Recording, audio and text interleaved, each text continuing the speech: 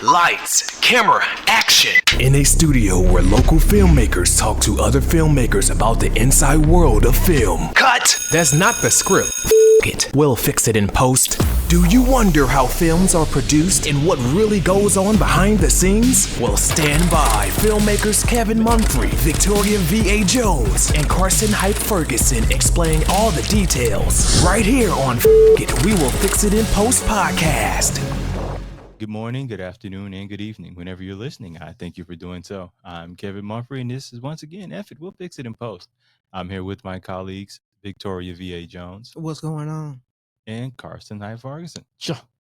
Today, we have a guest. We've had one of these in a little while. I know. Appreciate it. It's good to have company. So we have actress and producer, Brooklynn Morgan. How are you doing today? I'm good. Thank you for asking. How are you? I'm just living. You know, it is what it is at this point. Just trying to survive. So I always like to start off with, where did your love of film begin? That's a good question.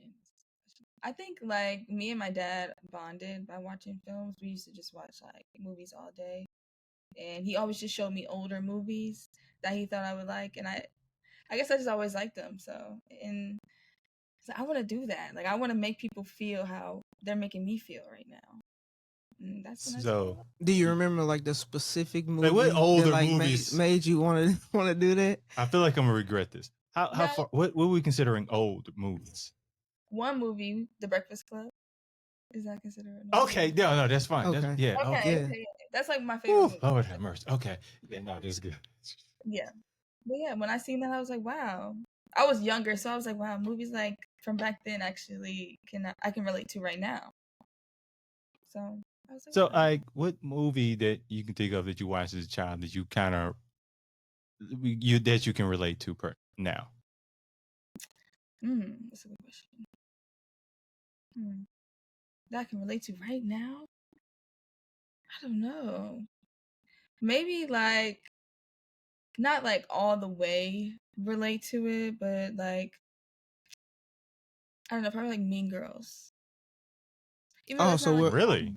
But you like Mean Girls, yeah. So were you a mean girl, or the other people were mean girls? Well, it's like, you know how she was like put into a new environment and then Yeah. had to adapt. It ended up becoming one of them, but then it like, but I wouldn't say I became one of them, but I could see how it could be easy to be a mean girl, Yeah. No, I feel you on that. Oh, I thought this was gonna go a whole nother way. Because didn't somebody get hit by a bus in that movie? Yeah. Yeah. I thought this was gonna go. You know what? I enjoy that scene a lot more as an adult. I don't know how to process that. Of him saying that? Of him saying that. There's nobody in your life you thought, wow, it would be great if they got hit by a bus. Nah, because like the way things tend to operate, if you wish something on somebody else, that maybe that not necessarily first. Not wishing, but if it happened. That's kind of like wishing though. She didn't die when she got hit by it. See, she didn't die. She just suffered excruciating pain. I still don't know how to process this, man. I was like, go ahead. I'm petty. I don't know if you noticed that. Yes. By the way, I'm petty. So I do. I know that. Okay. You don't have to tell me. That didn't shock me that you said that. I'm just saying.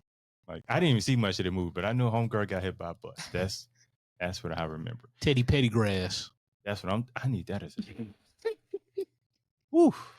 Sorry, see, we getting on tangents. They don't even need to do that. Now, what movie do you remember watching that made you think to yourself that this is something I'd want to do for myself? That I want to do for myself? Probably. This is gonna sound crazy.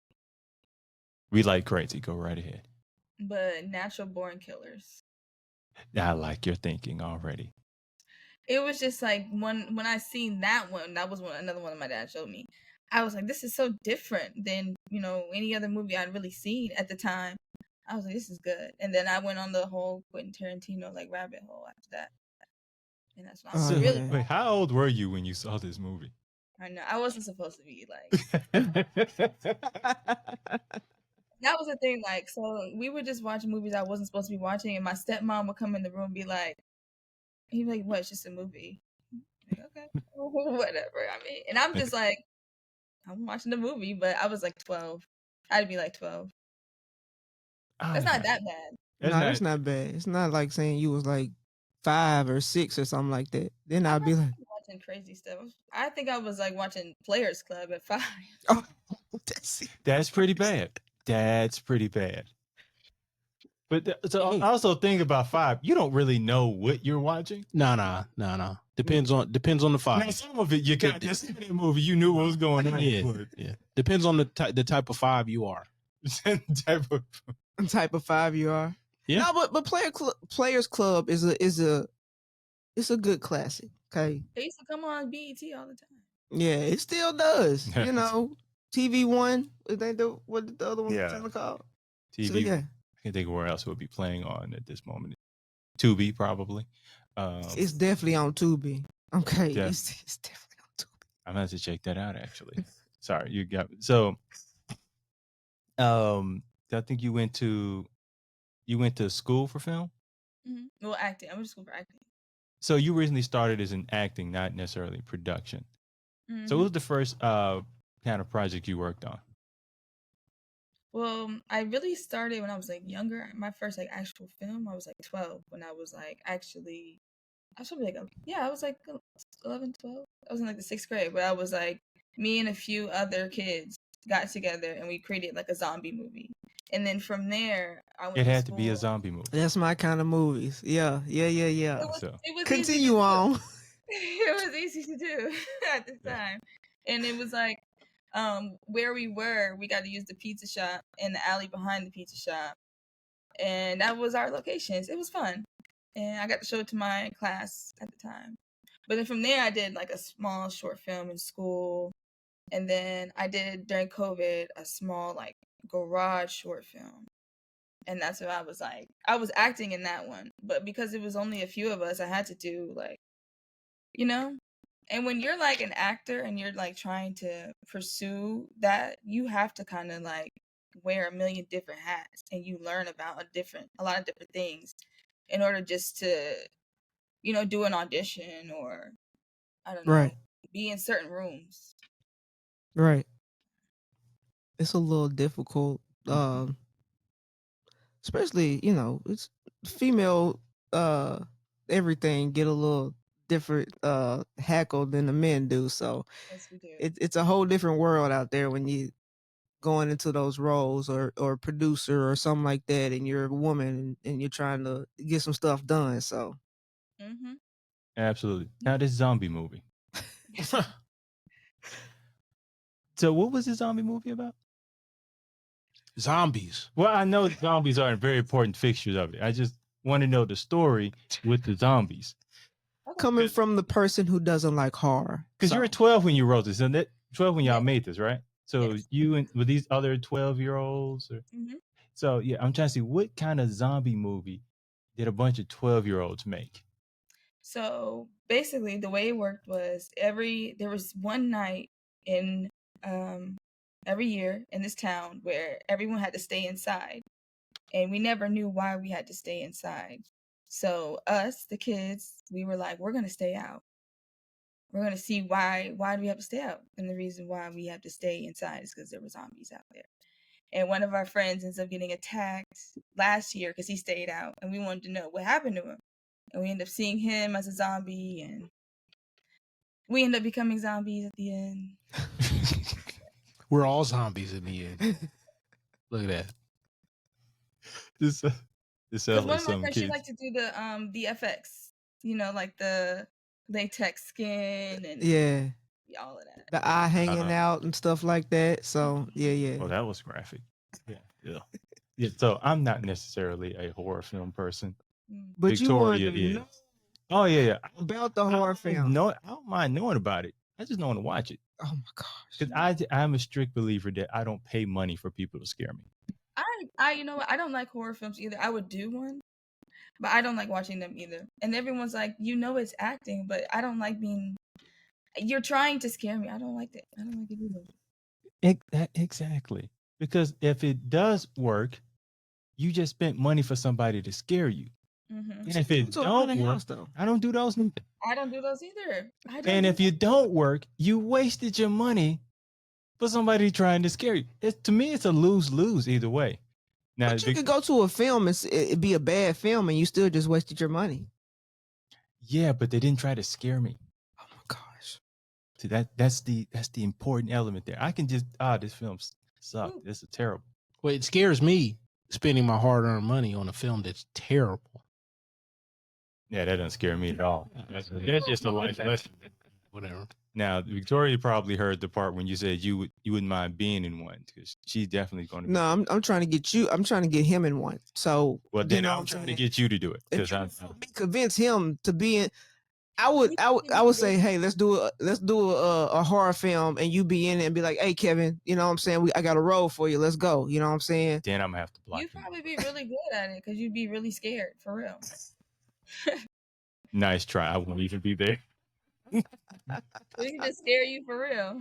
No. Then I'm gonna really be going. So you Like only gonna get one. Like Paranormal Activity style, like documentary style. Here's the thing though. You only getting one take. All you need Right? is one. So you gotta be really confident. She said that's all she need. You gotta be real good in your camera skills. I'm not coming back. You got one scene, one take. Like, man, it's been 3 days. Ain't nobody seen or heard from Kevin. Be gone. Social Security number gonna be gone and everything. I do. So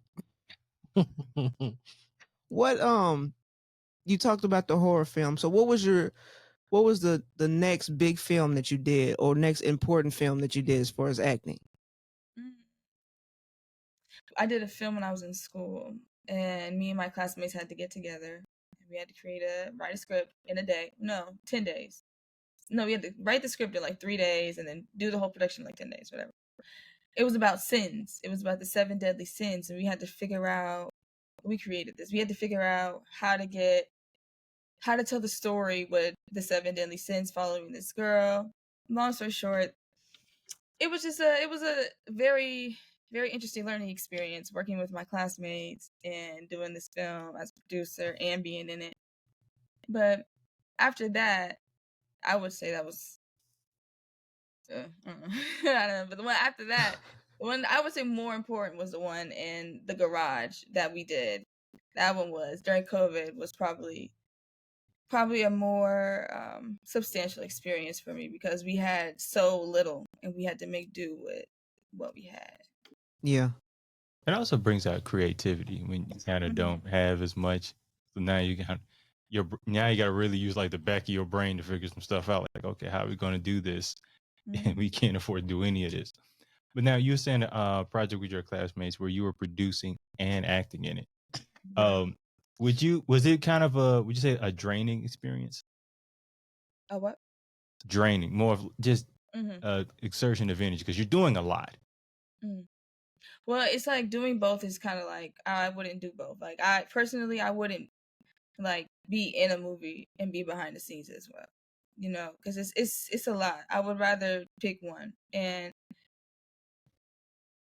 telling people where to be and try to be and, you know, create your art, it's separate. To me, I believe it's just separate.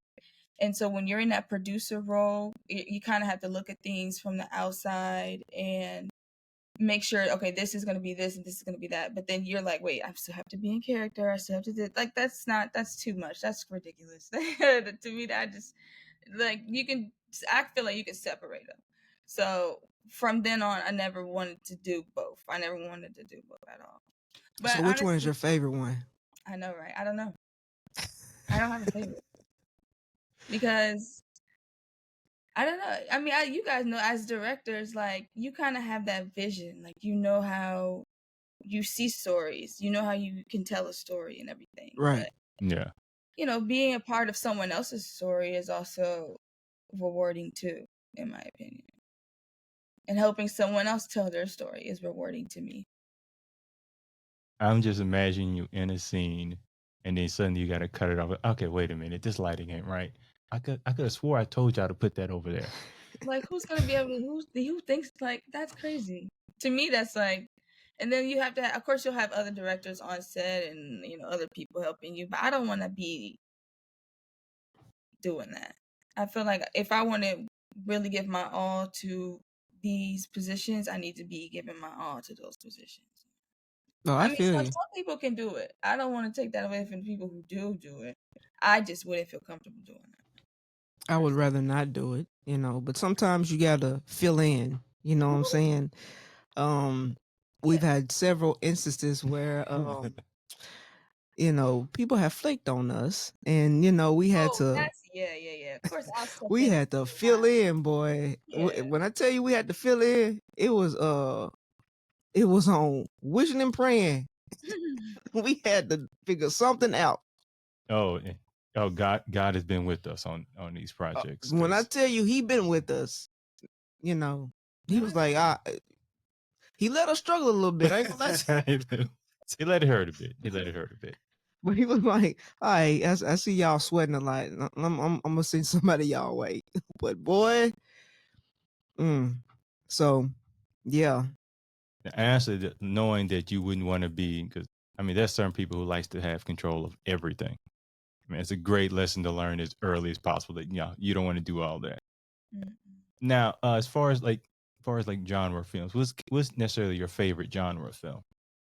I don't have a favorite. I can't tell you. I really can't say I have a favorite. Like, it really just depends on how I want to feel. Like, if I want to laugh, I'm gonna watch a comedy. If I want to feel something, I may watch a drama. If I want something to intrigue me, I may watch a documentary. Like, I really don't have a favorite. I don't have a favorite medium. I don't prefer television over film, either one. I really just love it all, and I find all of it to be fascinating. I don't know. I know that sounds terrible, but no, that don't sound terrible. Each genre kind of speaks to you differently.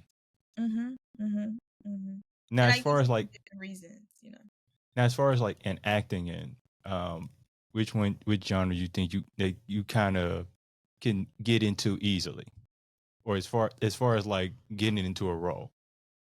Dramatic. I feel like it's easier for me to be on that drama lane and just be a dramatic person. Of course, I love comedy, but I feel like comedy is hard. Comedy is for the geniuses, honestly.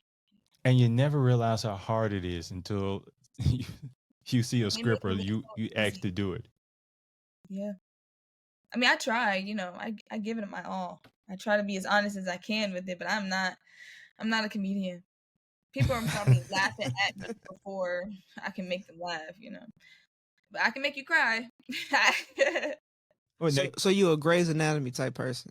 Probably, yeah. Yeah. Now, can you cry on cue? I'm not going to ask you to, by the way. I'm just... Probably. People ask me that all the time, and I'm like, I don't know. If the scene is sad, I'm going to cry. Yeah. I think people ask women that all the time. I don't think us guys get that question. They're usually more shocked when we can do it, though. That's true. Honestly, you get that one Denzel glory tear. That's the thing. That's all we need. That's all we need. Just one glory tear at the right moment. Put some right music behind it. We got you. Like, we ain't got to do. No, I want to see crying. So now you're talking like Viola Davis and Fences crying. Yeah, that's what I want to see.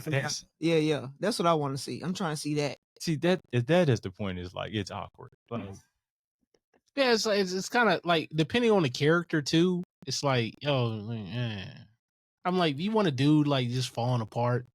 If the scene calls for it, yes. Yeah, but how many scenes call for the dude to fall apart like that?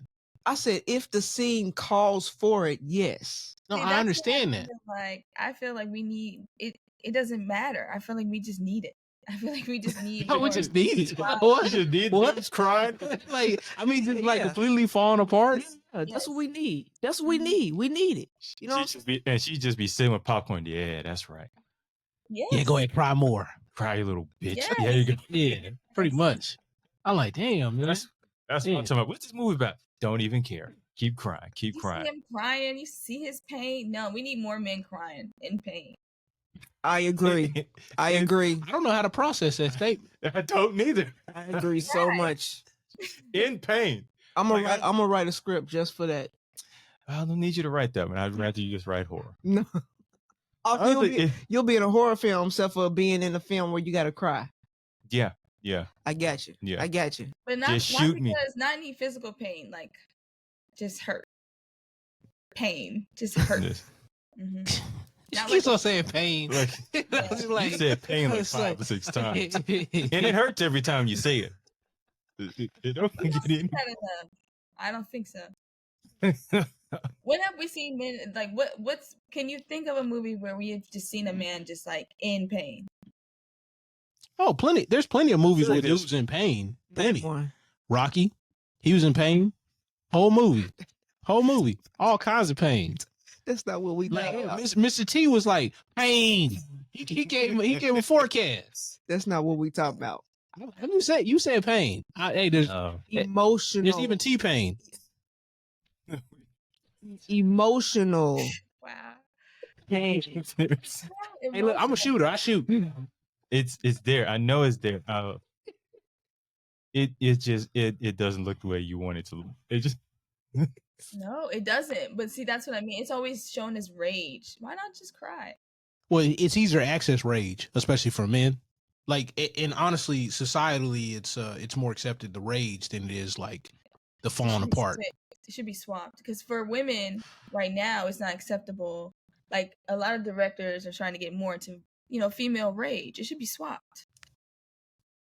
Yeah, but even female rage is like a little bit on the like that slow boil kind of thing, like real methodical. Because a woman is like rageful, it's like hateful. She will destroy you.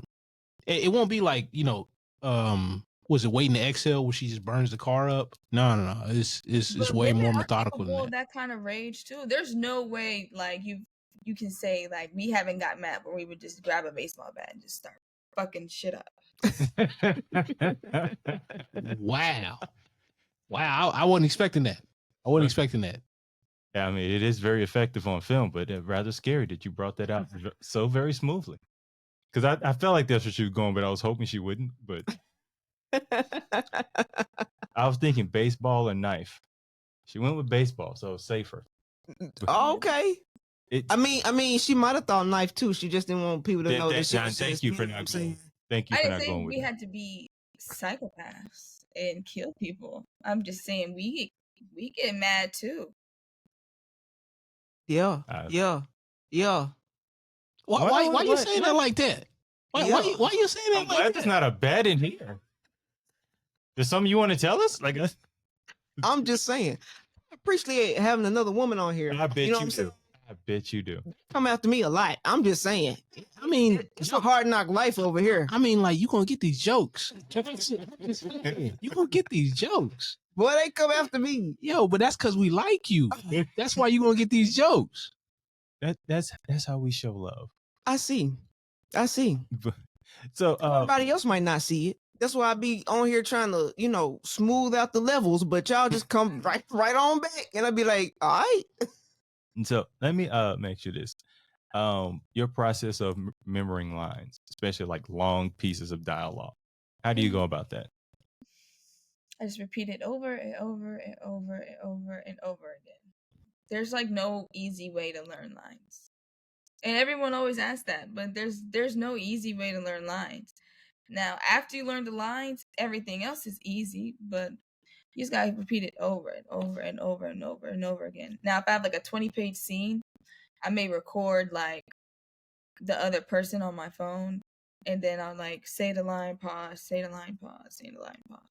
But other than that, there's no easy way to learn lines, unfortunately. If you have like a photographic memory.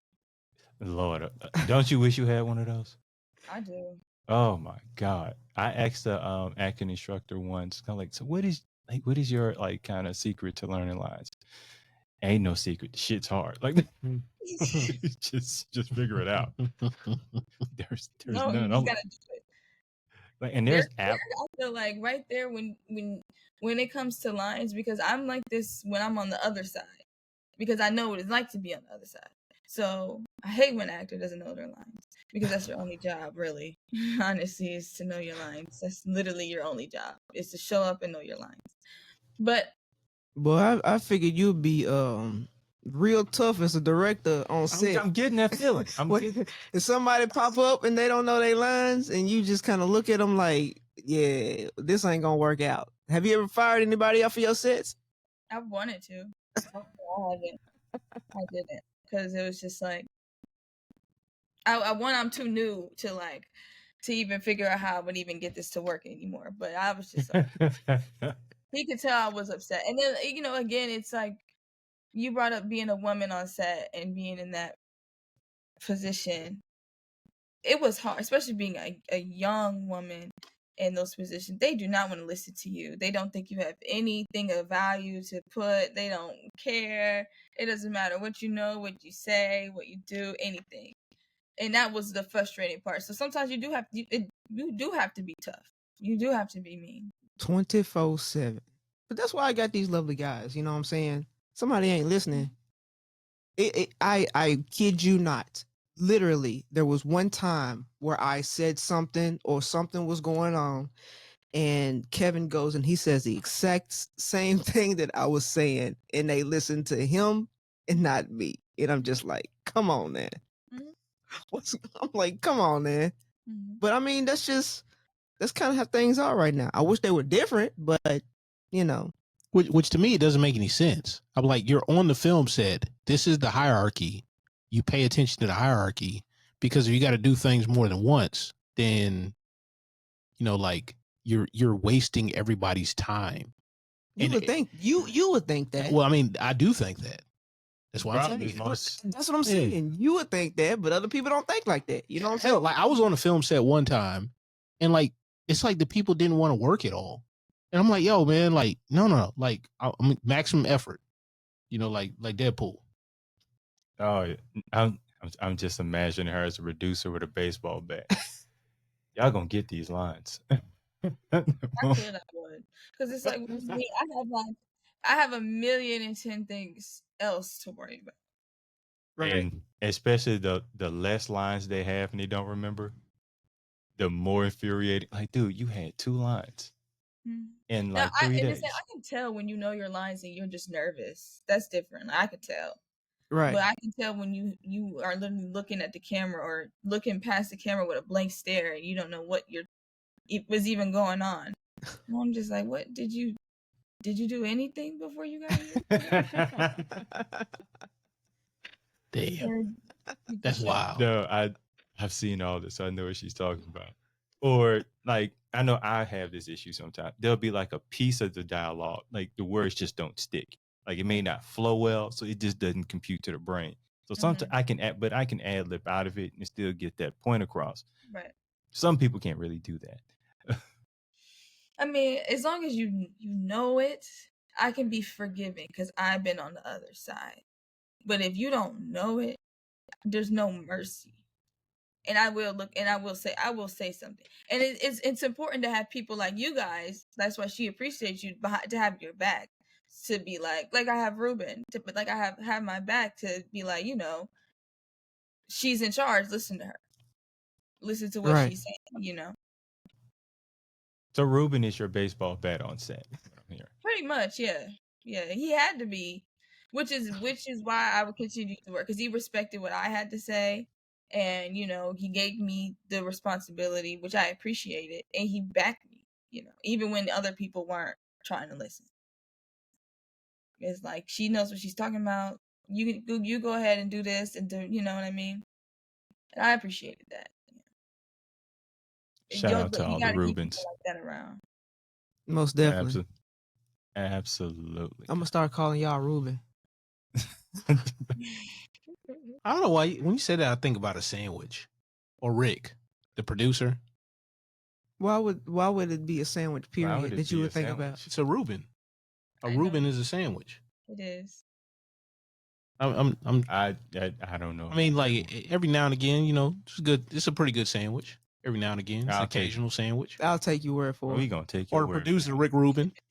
Rick Rubin, you crazy for this? I will take your word for that. I really will. Thing is, you can say anything, and his mind goes anyway. I mean, it does. That's why, like all the crazy stuff flows out. Yeah. Absolutely. Just like that. Absolutely. So Is that what's in your head when you be thinking that stuff? Yeah. Is that the sound that's in your head? Yes. Yeah. I'm glad I ain't the crazy one. I ain't the only crazy one. No, The but only crazy but the thing is, like, I tell you these things, and then like y'all just look at me like I'm like, it just wipes away from my. It just okay. That's just Carson. This just what he does. It's Now to somebody else, it might seem like what I'm saying. You ain't all the way there, but we're not everybody's kind of not all the way there. So, I mean, you're not telling me anything that I don't know. anyways, I don't know what the hell y'all talking about. So, sorry. I was going to ask. So, you're in Atlanta currently, right? Yes. So, what would you say the acting community is like in Atlanta? Like me being in Tennessee, like I've heard things. I've heard it's a little bit competitive. Okay. Would you agree to that? I could see it being a little bit competitive, but for me, mostly I found it to be a lot more welcoming and like community like because it's so new. Like versus in LA and New York, where LA is very fast, like and New York is who you know. And so down Yeah. here, it's kind of like everyone is kind of trying to build together. So Yeah. to me, I feel like it's more welcoming. I found a lot of people who are just trying to make it just like me, and we help each other out. And that's how I've got in different, plays and workshops and different films and been able to help other people with their films. Maybe it's like we are all competing for the same spot. That's true. But a lot of us try to make our own stuff too. Now, you born and raised in Atlanta, right? Mm-hmm. So you've seen the growth of the film industry in Atlanta. Yeah. So do you remember when you kind of maybe first noticed that growth? Probably because Tyler Perry started doing his thing around when he was like actually doing like big movies, kind of like the mid 2000s, and he was doing his plays at first. And I feel like him doing all of his movies down here, I don't know, people try to discredit Tyler. Okay, I love Tyler. I love what he does. I love what he represents. I guess I love him. Okay, but he kind of was doing a lot down here, and for some reason they found out you can be down here and get less taxes or whatever. So I would say probably when I was in high school, I would say around when I was around high school, 2016, 2017, like that's when I feel like it started to be like more and more opportunities to be in bigger movies. Now, would you watch Tyler Perry's plays at all? Oh yeah, I did. Did you have a favorite? Yeah, I do. Probably Medea Goes to Jail. That's probably my favorite. Those are the kind of things that inspired me, honestly. Like people like to talk, about all of the hood classics, but those are the kind of things that inspired me to want to do this. Because I wanted to make people like my aunt laugh. I wanted to make people in my family entertain. And those period pieces and all those other movies are cool, but they're not watching that. So do you think one of the reasons like why I say like you will gravitate toward Tyler Perry is because you actually see him in real time as he grew? I mean, I wouldn't even say I'd gravitate, but I have respect for it because I did see it grow in real time. We used to watch some plays on bootleg. Yeah. Yeah. People stand up in them joints. Yeah. Like, no, I ain't gonna lie. Like I seen them. And he got to tell people to sit down in the whole Medea outfit. And the camera moving like. Nah. Yep.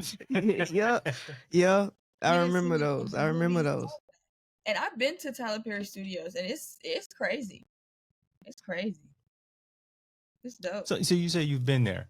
For some, like I've never been there. So kind of give me like kind of a bit of a description of how it's like. It's huge. It's like Disney World for film. Literally, like it's huge. That's a good way to describe. That's a beautiful description, right? Yeah. For real. Like there's neighborhoods, there's a plane, like a big plane, there's like a White House, there's like basketball courts. It's just like pretty much everything you could think of. And when I was driving through it was just like, to me, it felt like a whole other world. I was like, wow, this is crazy. It's crazy. And then like some of the people actually like stay overnight and like sleep in the houses and stuff. Oh, I didn't know that. No, I didn't know that. That's actually dope. Yeah, For real. Like, if you can do something like that, that's pretty Be good. there late filming, you know? Yeah. They film a lot. I mean, that's actually looking out for your people too. Yeah. Yeah. And it's just crazy. Just the guy who was making plays and put them out on bootleg now has. He didn't put Disney. him on bootleg. Well, they were filmed. Well, he may not intend to be bootleg, but they came out. Yeah, I mean, but it like what I would equate him as is like the wave that Lil Wayne had like in the early 2000s. Yes, I agree. Like, yeah, because I mean, like yeah, you're not necessarily in charge of it, but you're not trying to stop it either. Right. Oh, okay. So I mean, they're helping promote you. You know what I'm saying? Like to get how Lil Wayne was looked down upon for like ruining hip hop, you know, like, and they talk about Tyler for the way his movies and everything like that. He's just making his films, you know. Everybody wants to be able to just make their films, and if you don't like them, that's cool. But don't be mad that this black man is out here making these films and got this huge film studio that anybody can really go film at. You just gotta have a budget. Yeah. I've always had like a 50-50 relationship with Tyler. And it's in the hood. It's in East Point. Kind of like how Elvis Presley is mansion. We ain't talking. Is in the hood. we ain't gonna talk about that. No, we ain't never. No, it's all good. Have never been. Cause you ain't been, have you? No. Yeah, we ain't. I ain't never been to Graceland, but But it's in the hood. Though. Whitehaven sounds like a great name till you go there. I ain't never been to Graceland. Most black people have. Well, I mean, I don't know. I don't necessarily see a reason. You don't. For me personally, right? That's like, what I'm saying. one of my mentors is a huge fan of Presley. How many times have they been? I don't know. I didn't ask him, but I know he filmed a bunch of stuff in Memphis. He did a music video that was in Hustle and Flow. That's another hood classic right there. Yeah. But I mean, like, but I'm saying, like, I know he's been. Yeah. And there was like the almost like the biopic of Presley. It was TMC, I think. Like, picked it up. Okay. It's supposed to be really good, but I'm just like, it looked good, but I'm not really a fan of Elvis like that. You're not talking about the recent one, are you? Yeah, like there was a couple. What, 2015? No, 2015-ish? The recent one that just came out. 2015-ish? No, they didn't. No, like no. I'm not talking about that one. I know you're talking about that's a film, but they had like a series. Oh. And it was like, I think around 2015. I think it was around 2015 it came out. The movie was actually maybe later than that. Good though. I ain't gonna lie to you. I don't know. It could have been. I said the movie. I said it could have been. I don't know. Oh my goodness. Anyways, there's a lot of conversation from Elvis and we don't really watch like that. Right. Whatever. You know what I'm saying? One last thing I wanted to ask you about Tyler Perry. Like, how has Tyler Perry influenced you as a filmmaker? Well, I feel like he's kind of created because honestly, he has honestly inspired me a lot. Because having that film studio to be able to just kind of create and have like your own, creative playground is really cool. Any story you think of, you can just kind of have it done, and it's done. Oh, that's what's up. And the fact that it's local, and it's right there with you. Like, have you ever thought that you would have to move to LA at all? I lived in LA. I went to school out there for a little bit, and it's hard. I mean, it's kind of like, to me, it's a lot of money to live out there. Oh, well, yeah. And if you don't have that, it's going to be a struggle, like to the point where you can get lost and even forget your dreams trying to just survive out there. I've heard that before. I've heard that. That's how bad it gets, yeah. And unless you got rich parents, you're not really going to be able to survive like that. Yeah. And still, I mean, but people do it every day. I didn't have it in me. I didn't have it in me. So, and I love Georgia. I feel like I fit in more down here than I do in LA, if that makes sense. Oh yeah. Oh yeah. It's more of a community for people like me down here, and we're all trying to do the same thing. Right. I do love New York, like, because I love theater. That's like my main thing. Like my first home is theater. Like, I would do theater every day if I could, but it's just not.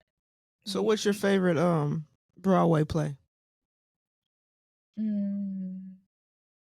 favorite Broadway play, probably. Oh, dang, that's a good question. Probably Phantom of the Opera. Okay. I feel you on that one. All right. Yeah. Just because it's so, like, when you're there, it's an experience. Like, Yeah. no matter where you're sitting in the audience, it's an experience. Yeah, but I Now, have a few what do that you? I could have said, and I'm like, ooh, No no Les Miserables, no Chicago, no those are okay. I like those too, but probably Wicked would They're be B second. level for her. I'm so excited for a Wicked movie to come out. Like, that's. Oh yeah. I think that's gonna be a good one, to be honest with you. I'm like, I don't know. They better. I'm gonna see, because I love Wicked, so we gonna see. They better do it right now. I'm watching. Think of those, like sometimes taking a live a theater performance and then putting it into a film format. It doesn't hit the same. Yeah, it doesn't translate. Doesn't translate as well. Well, yeah, because sometimes it's made for the stage. Yeah. Like, some scripts are just made for the stage. Just Hell, how like some scripts are just need a film, or just are for film. like I like Fences, but I think I would have enjoyed the play better than the film, because there was times where it seemed like longer than it needed to be. Yeah. But Yeah. I know you needed that because you couldn't condense it. Now, you mentioned you love theater. Like, what do you get, like, as an actor? What do you get from theater that you may not get from film? I get like an adrenaline rush when I do theater, because it's like you have to just start and there's no stopping it to the end. After, there's no cut, there's no, all right, reset. Nope. You just gotta go. You just gotta go right on that stage, go out there, do your thing, and then get off. And then same with behind the scenes. I've stage managed before too. And even then, you got to make sure everything's in place. Everything is going good behind the scenes. Every light cue, every sound cue, everything is right. It's just like, it's exhilarating. It's like start, stop, like a race kind of. Now, I've worked more like on stage than necessarily done stage act. Do you feel like the show is like it just everything goes by like so much faster? Mm-hmm. Mm-hmm. 'Cause I Especially know. when you're nervous. Oh yeah. Like I know for me, I would as work on a few theater plays, and it would go by so fast. I never really get to experience it until the last showing. Oh, I know what you mean. Yeah. Because then there's that nostalgic feeling, and I think you're more in the moment. At least for me, I don't know if that's the case for you. Yeah, I've gotten to a place now, because I used to like, it used to just go by so fast I could barely remember it.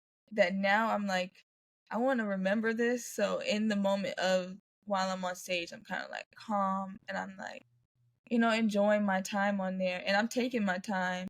So it's not going by as fast as it used to, because I used to be like not even remembering my performance sometimes, because I was just like, I was so excited. Now, do you feel like with theater, like when you're on stage, do you feel like a bit more focused on stage than you would be on like a film set? I think so. It's a lot more pressure, so I have to be more focused.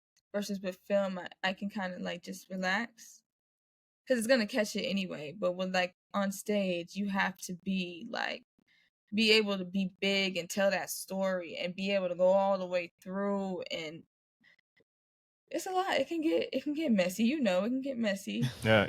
You forget. Your scene partner forgets. They forget a cue. You have to be able to be in the moment, because if something happens, you gotta maybe ad lib, improv, pick something up that fell, or I've tripped on stage. Oh my god. Oh my god. Dog, Yes. Kevin. I mean, That's just. On the I would leg. be embarrassed. Like, Now, especially if it's was this a drama? yeah.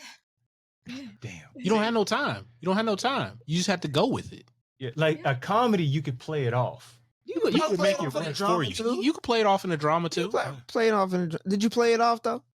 Yeah, I had no choice but to Yeah, play it yeah. off. See. But it was It's like either you be embarrassed and show everybody you're embarrassed, or I'd be like, oh, I meant to do that. just. I'm just I imagining as a was so in scene. the moment, I got nervous and I tripped. I'm just imagining as a scene where it's just a bad breakup, and you walk off and trip. No, I tripped on on a ledge. It was scary too. It was oof. I was the understudy. I had to go on and for somebody. Everybody was already like, "This is the understudy right here," and I had probably already messed up twice earlier. Oh. And the crazy thing of being understudy, like you gotta always be ready, and most of the time nothing happens. But like, so when did you realize that you were going to be on stage when you were set understudy? So the girl had broke her finger, and for a couple days they were like doing the show with her finger in like a splint. And I was like, I mean, okay, I'm still getting paid to be here. If you, Hey, you don't want me to go on, right? But it was a period piece, so it really didn't make sense. So I went to lunch one day. I come back because we're about to do the first show, and they're like, "Hey, you need to be here at 10:30 in the morning. We're gonna do a put-in rehearsal. You're gonna do 2 shows today, and then da da da." I was like, "What? Huh? 2 shows. No, yeah, 2 'cause shows. it's off Broadway, so they do 2 shows in one day, and then.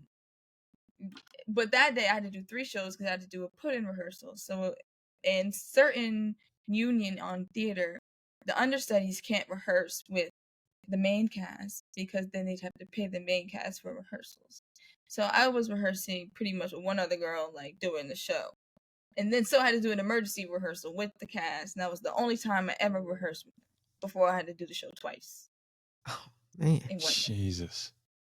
that's a lot of pressure. So it makes filming on set you're a lot more relaxed on the set than Oh yeah. Yeah. They're gonna That's why ask I'm like a sergeant because I've been through war.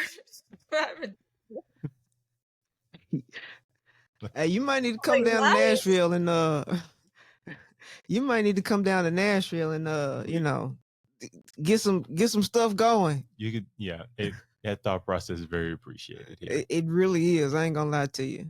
Then people won't look at me like I'm the bad person all the time. You have 2 bad people on set. Now, do you if you necessarily, let's say you didn't do theater and was just doing film, Mhm. do you think like how do you think it would like do you think you would be as, let's say, prepared, or how you are now as far as how you are on set as far as preparation and everything? Probably not.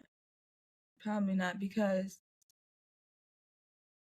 theater, you have to be prepared for the whole thing. You know, when you're filming a film, you know what scenes you're going to be filming that day based on your location. So you can read the whole script maybe once, but maybe you don't know your lines for that scene yet because you won't be filming that scene for another 3 weeks, another 2 weeks, 2 days. So you only need to know these 3 pages right here. You don't know nothing else. You're not really doing the work. You're not really figuring out what your character is doing, and da da da da da. And then I've met producers and people who don't even read the whole script when they're like working on a film. And I'm like, how do you think you're gonna be able to tell this story? You don't even know what's happening. And for some people, because I've heard people who've done stuff like that too, and they're like, well, I just need to read this part. But it's like if you read everything, you realize why your scene makes sense, and you would kind of tackle it a different way. Exactly. Like at least read it well, I was told to read it twice. Once just to know the story, and another time to kind of look into details of your character. Right. That's kind of crazy. A producer wouldn't read the whole script. Yeah. That's kind of crazy. I would also prefer the camera operator read the whole script too. That's interesting. Now, why would you say that? I mean, I feel like you should know where the story is going, you know, because you're operating the camera, right? Yeah, I'm telling you where to, you know, but you're operating. You could give some input. I take input from Right. everybody. And I I think feel like everybody has something to add. That and doesn't if they're always putting have in input, I think I think a camera operator would be more inclined to actually read the script. 'Cause like, oh, the producer listened to what I have to say about this. I think it'll be a little bit more open to it. Well, I mean, also too, like if the camera operator or whatever has read the script and there's y'all on something the like same page. yeah, like there's a motivated camera movement that would probably like be a better option. Yeah. That they would be able to tell why it's a better option versus, oh, I think this looks There's cool. more of a technical reason Yeah. instead of more of a story reason. Yeah. I mean, but the technical would help the story. Mm-hmm. Yeah, and especially if you read the story, you can connect it too. Whereas they may just look at just the shot.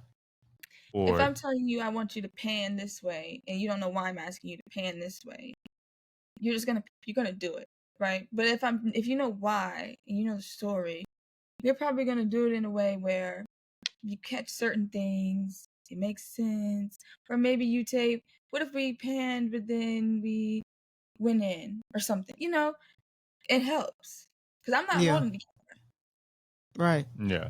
Right. And you probably wouldn't even have to tell them to pan away because they probably would have had the same thought as you had, Yeah. which saves you a lot of time. That yeah. Time. Yeah. If everybody's on page, then you know what I'm saying, it cuts down on the unnecessary that needs to happen on set. You That's know what why I'm saying? I don't understand the unprofessionalism. Like, okay, this person told you something. They have the much, broader worldview. So, like, why would you not listen to them? That makes no sense. Plus, I want to get invited back. You know what I'm saying? So I never put the feet up on the couch. I don't eat the last bag of chips. Little stuff, right? Uh-huh. Follow So instructions. make the art better too. Yeah. As well as Yeah, yeah. now, I'm gonna go back to your theater thing because you mentioned something about like having a co-actor kind of like miss a line or miss a kind of part of dialogue. Now, how often does that happen to you on stage? all the time. All the time. All the time. Literally I did a play. I did a play a couple months ago. No, almost a year ago now. He was an older actor.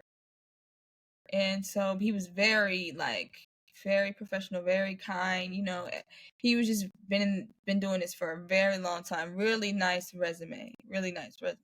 But he's just getting older and he had trouble learning the lines. So you have to sometimes feed him the lines. Feed people lines because they may need help. But every single play, every single scene I've done, all of those, I have always messed up a line. And other people have always messed up a line. I feel like once you've been doing theater long enough, you don't really care anymore. I mean, you care, obviously. Right. More like muscle right. memory, I guess. Right. Yeah. Tripped up over missing a line, especially because the audience don't know you missed a line. Just keep going. Yeah. No, I feel you on that. So your ideal play, like directing or being in it, what would your ideal play be on Broadway?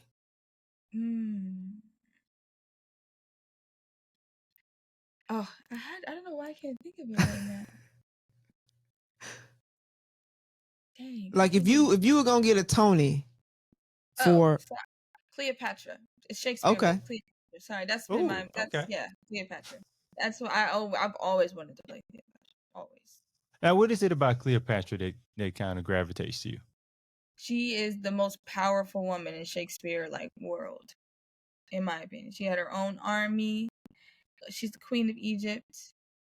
And I've read parts. I've tried to read the whole thing, but I had to get summaries on some of the Shakespearean play, and I've done scenes from it. And she's just a powerful woman, and I love it.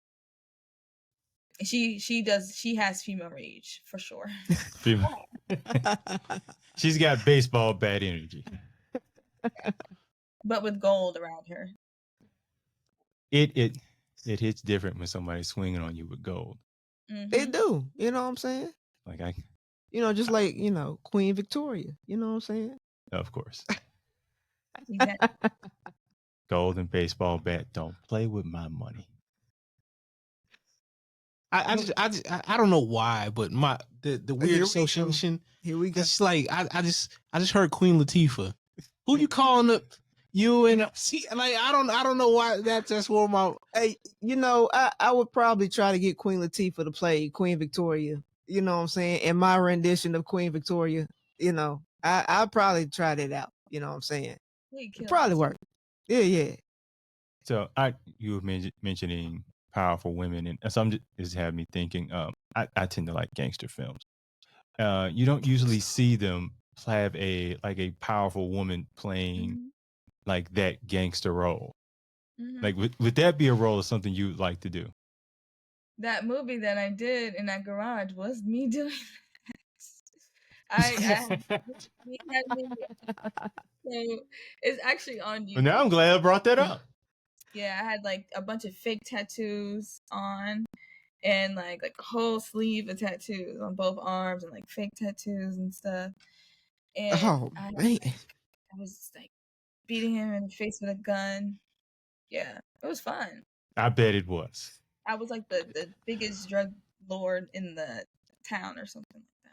Pistol whipping somebody was fun. That's what I'm talking about. That's what I'm talking about. That's what I got from all of this. She was like, "Oh, get the pistol with somebody." Oh yeah. Let's do that scene again. I don't feel like I got it all the way. I love those kinds. Like I think women should play more of those kinds of roles. Like I would love to do that. I feel you on that. You know what I'm saying? I feel you. That's what I'm trying to do. I'm trying to get more women to walk around and what's bust some windows. What's his name? What is it? Snowfall, the guy with the Jerry curl? He's in there. I think you're thinking Jerry, because he's like, God, I can't think of that line. He's famous. He said, they squabbling now. Yeah. Snowfall. Like, I done seen enough scenes of that. The squabble. Yeah. I'm like, man, like I kind of want to see this, but the female lead in there, she's really good. That dude's obviously the muscle. Yeah. But I mean, she does real good at putting it down too. From what I've seen. That's like one of my favorite shows. Angela Lewis has a theater background, that's her name, but she was dope in that show. I love when characters are so good you actually hate them. Oh yeah. Oh yeah. I always feel like it's harder to get a audience to hate you, because I mean when they're watching something they know it's fictitious, but to also get them to have a emotional reaction towards you, especially one of hatred. Like we hated her. We loved her at first, and then she made us hate her. Yeah, that's some good acting right there. Yeah, especially like and then they'll do it so well that if they see them out in the street, they just kind of give them that snarl look, like, oh, like it's not real. It was it's like wrestling. And yeah, and it's wrestling basically a live version of that, especially with I think the Rock is kind of really good at that. Just kind of going back and forth with being loved and hated. Triple H is very good at that as well. But as far as what was this movie? Now I'm thinking about this garage gangster movie. What was this? It's called Nikki. It was about we did this during COVID. Yeah, that's why it was just like 5 of us in the garage. But we made it happen, Made a gangster movie during COVID. Out of all the movies I was hearing about being made during that time, I mean, that was respect. Like I want to be rageful, so I get those roles sometimes. Oh, you want to fuck some shit up? Yeah, with a baseball bat. I just feel like women should be doing that. Just fucking stuff up. It's destructive, but it's also cool. Peanut butter jelly time. Too passive for too long. It's time to stand up and get our bats.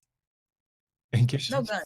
No guns. Yeah, I just picture a scene where you are just giving this speech. I don't know what character you playing, but you giving this speech, and you just said it's been too long, and everybody get your bats and let's go. All y'all just going down the street, just fucking shit up. Mailboxes, cars, everything else. I don't know where y'all going yet, but it's there. Just fucking the city up. Just breaking all this. We need My that, picture is honestly. somewhat similar to that too. That though. I hate that. And We need you the first one I'm coming for. I'll be like, riot. A woman-led riot? Have we ever had one of those? No, we A need one of woman-led those. riot. that would be awesome. That would be awesome. That But I mean, scares the hell out of me. To me though, like I'm just saying, like I mean, because like a powerful woman is a powerful woman, right? So she can be behind the scenes playing puppet master, and nobody be any wiser. I mean, look at like leaders like Margaret Thatcher, to even Teddy Roosevelt's wife. I mean, like they're powerful women. I mean, yeah, but it's something different. Visually it is different when you got a whole bunch of women terrorizing the town about to fuck some shit up. Like I said, I don't know where they going yet, but they on their way to fuck some shit up with some bats, maybe a knife. And the name of that movie is. We don't need guns. See, we're civilized. We don't need guns. We have bats. Keep civilized with baseball bats. Hey, do you? We're not Do you? barbarians. I am not going to argue with it. I'm just imagining that the name of that film would be you picked the right one. You picked the right one on the wrong day. Oh god, I'm really like she said. I'm really thinking like I don't think of a movie. But, well, no, the Warrior movie with Viola Davis.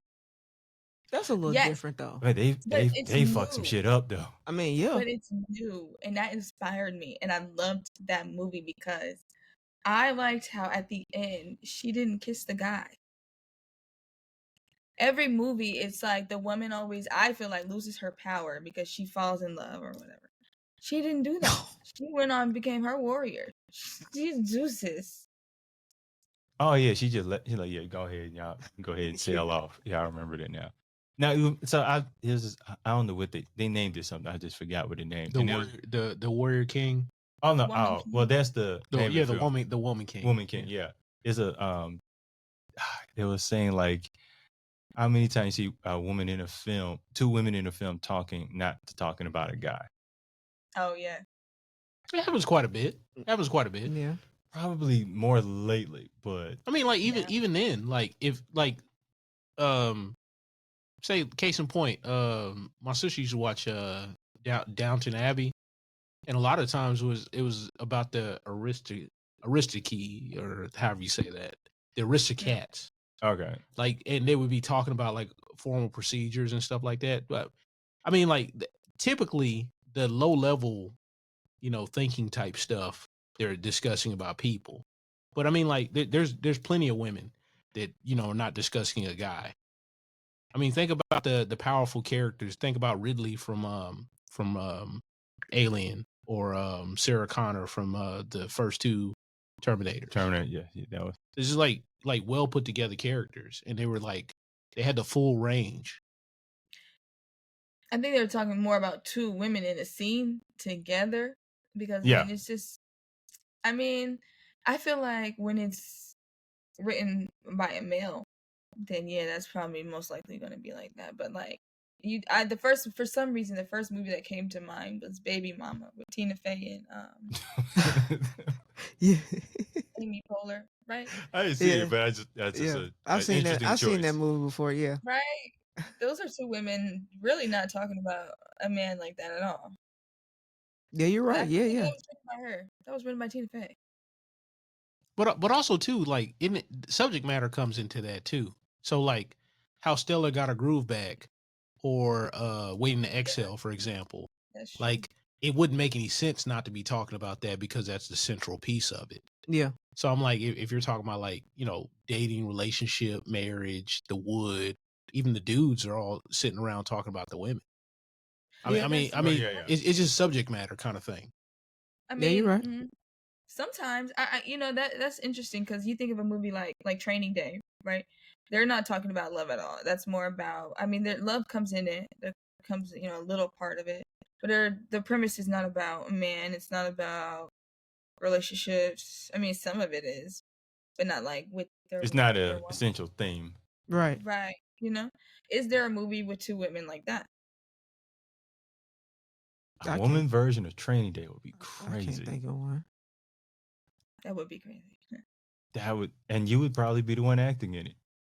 I'd be Fucking Denzel. some shit up. King Kong ain't got shit on. Like I could literally see you. Fuck, be in there messing, fucking some shit up for real.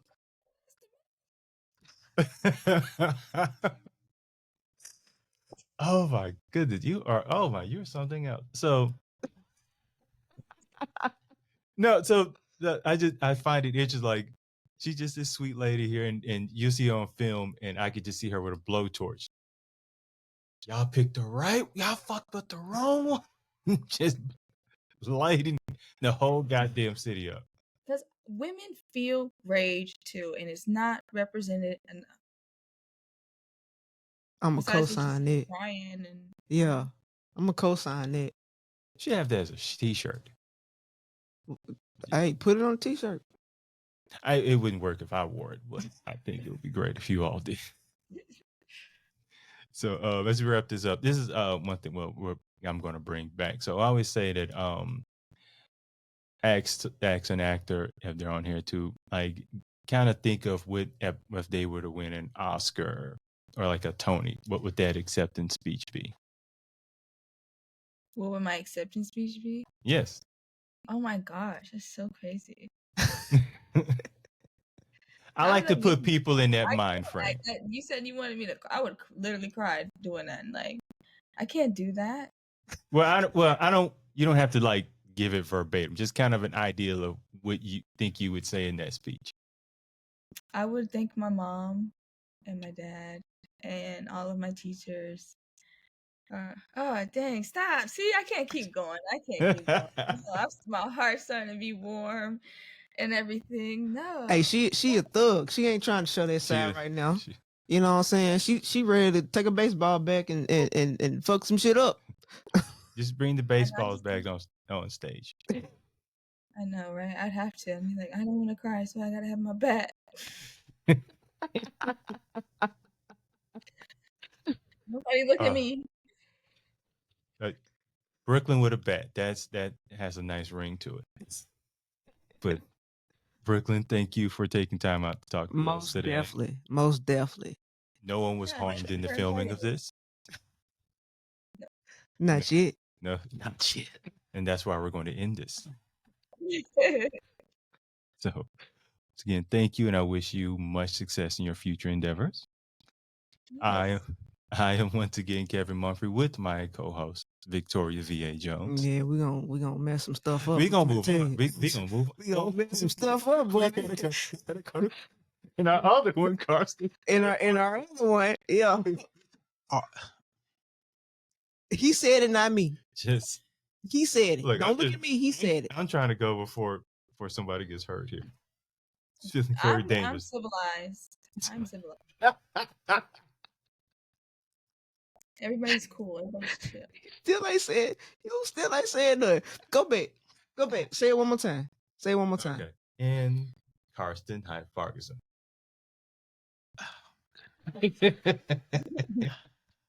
I tried.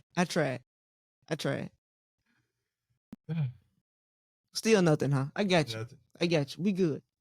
Well, go ahead and end it up. Thank you once again. And that is a wrap. Where Brooklyn at? Oh, okay. Thank you.